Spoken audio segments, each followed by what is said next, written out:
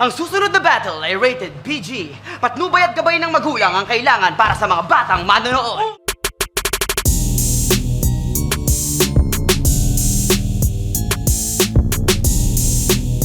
Munting paalala mula kay Abra na kailangan natin maging open-minded dahil isa na namang dark jokes and punchlines ang content natin ngayon. Syempre sa konteksto to ng battle rap, pero maaring i-consider nyo yung iba dito na disrespectful o kaya below the belt na, or pwede namang i-view ng iba as creative and witty na alam mo yun, na itatawid yung mga sensitibong bagay into punchlines. Nasa preference din talaga yan ng nanonood. Comment nyo guys kung pasok sa taste nyo yung ganitong atake sa battle rap or hindi. Alam ko nasabi ko na to nung part 1 na si EJ Power yung tingin kong pinakamahusay sa ganitong estilo. At nakakatuwa kasi sa isang post ay ina-acknowledge niya rin ito, claiming na siya daw yung dark humor king. Well, ang hirap i-contest yun kasi parang siya din naman kasi yung nag-i-stress ng ganitong humor dati pa. Man, yung anak ni Robin at Mariel na bara pa lang, parang deserve na niya yung ganong title eh. Para sa akin yun yung perfect form ng isang dark na linya. Nasa part 1 yun kung hindi nyo pa napapanood. Ayun, bago natin simulan, kung hindi pa kayo nakasubscribe sa ating channel, click nyo na yung subscribe button para ma-update kayo lagi sa mga bagong uploads. Hanggang batok lang mo.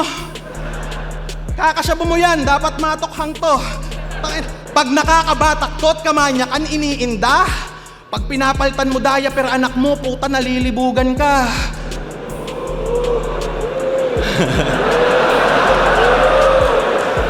At babyface po siya, kaya yung edad hindi halata. Tapos sabi niya, para daw akong baby. Ikaw, para kang nilalangaw na bangkay. Pero para ka rin namang baby. Amoy baby na 5 araw ng patay. Ito, true story. Tangina pare. Pedophile kalaban ko, nag-judge ako habang nanonood ng Santino. Kung akong tatay mo, matagal na kitang nilason. Kamukha mo yung mga bata na chinuka ni Michael Jackson. Yeah! Yo! Kahit wala akong pera, ang sarap mong tulungan. Ako na bahala sa anak mo! Hahatid ko sa ampunan! Kasama asawa mo kasi minor pa yan nung iyaya mo sa kantutan. Kaya ano, yun ang bawi ko sa'yo dahil sinira mo ang aking marriage. Ang bawi ko, aanakan ko yung asawa mo sabay miscarriage. Pero magaling daw siya magluto. Wannabe na Walter White. Bukod sa longganisa, may isa pa siyang specialty. Battered wife. Miss! Mag-iingat ka na ko. Iba trip niyan kapag palo. Malalaman mong nang bababae yan pag may nakita ang lipstick sa kamao.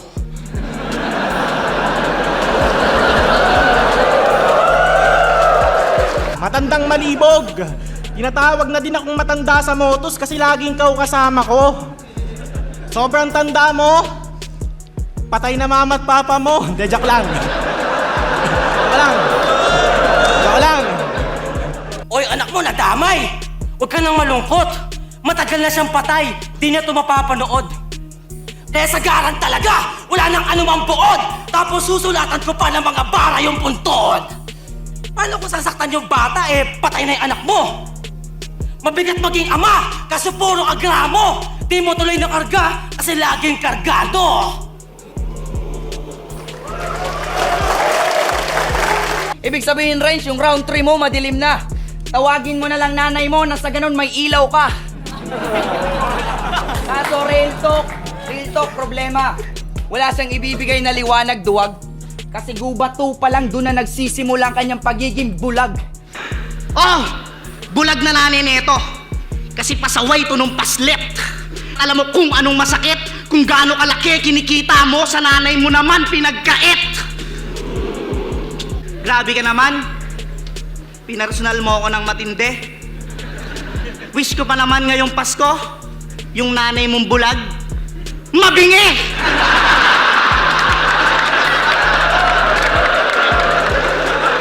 Ang salbahe lang dito ni Jonas no, kasi ang alam ko totoo talaga na may problema nga sa paningin yung nanay ni Range. Pero yung linya naman ni Jonas yung rinereakan dito kung paano niya linaro yung surprise element doon. I'm sure hindi naman yung mismong kapansanan yung tinatawanan.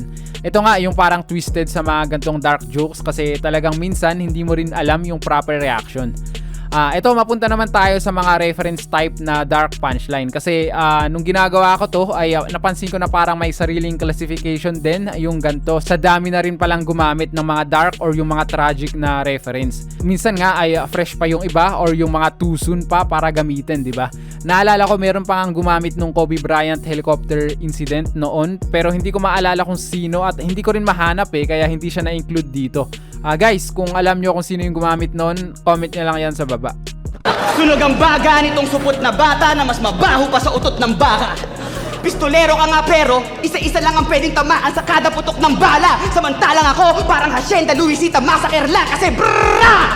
Putok sa masa! Time!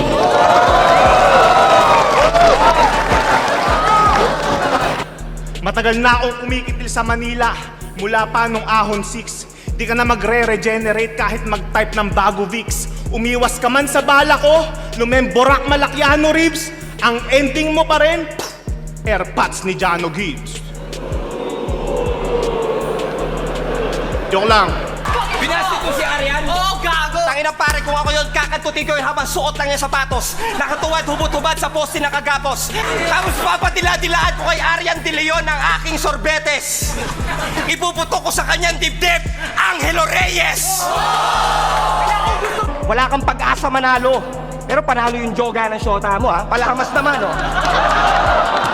Para lang klaro, magpustahan na tayo. Pag ikaw yung natalo, ipapasubo ko sa kanya ang matabakong tabako. Tapos paglalabasan na ako, tsaka ko ipuputok sa pisngi na parang mama sa pano. Kaya ang pagboto sa tulad nila komedyante ay may weak at faulty reason. Pero hindi namin kayo masisisi kasi lahat tayo may own opinion. Kaso lahat ng lines namin umaangat. To say the least, walang competition. While these kings of comedies lines are flat, parang heartbeat ni Dorothy Quezon. Kada obra ko buhay parang tato ni Joaquin Bordado. Ako'y sundalong maamo pero panag-amo ka nakasakay siguradong patay Mendoza, Rolando.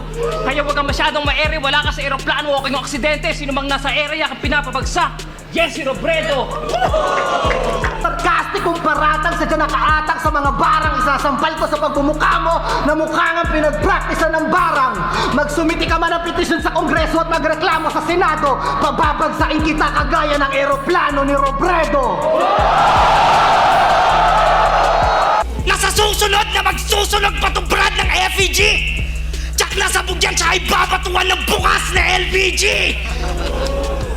Ako'y Mendiola Massacre! At sa akin ka pumipila! Bimbi Aquino! Kuwang ko ito ay Hacienda Luisita! Shoutouts, Hip Hop Heads TV. Yun, solid content, madayon lang. Shoutout sa Hip Hop Heads TV, isa sa mga pinaka-legit. So ako nga pala to at gusto ko i-shoutout sa Hip Hop Heads TV. Yan, supportahan nyo yan para sa iba't ibang klaseng content. Yo, ako nga pala si Creepy at shoutouts nga pala sa Hip Hop Heads TV. Pakinggan natin yung mga napakalulupit nilang content tungkol sa flip-top, tungkol sa hip-hop. Napakasolid nila. Subscribe kayo dyan mga tol.